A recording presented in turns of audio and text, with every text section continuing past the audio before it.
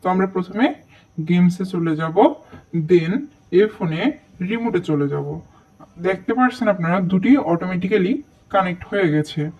তো বন্ধুরা আমরা প্রথমে প্লেয়ার সিলেক্ট করে নিব। এখানে ক্লাসিক আছে, টিম আপ আছে, কুইক আছে, আপনারা যে কোনো একটি সিলেক্ট করে নিতে পারেন। তো আমরা ক্লাসিকে সিলেক্ট করে নেক্সটে চাপ দিব। এরপর আপনি আপনার পছন্দ অনুযায়ী যে কোনো একটি প্লেয়ার সিলেক্ট করে নিতে পারেন। তো আমরা এবার 3টি প্লেয়ার সিলেক্ট করে নিব, দেন প্লে করে দিব। দেখেন এখানে 3টি কালারই শো করছে। তো আমরা যে রুমটি জেতাতে চাই, এখানে গুড মোড অন করে সেই কালারটি ক্লিক করে দেন সেট আপ দিতে হবে। তো আমরা এই ব্লু কালার রুমটি জেতাতে চাই। তার জন্য প্রথমে আমরা একটা 6 নেব। আমরা 6-এ ক্লিক করে দিলাম, দেন এখানে প্রেস করলাম, একটা 6 উঠে গেছে।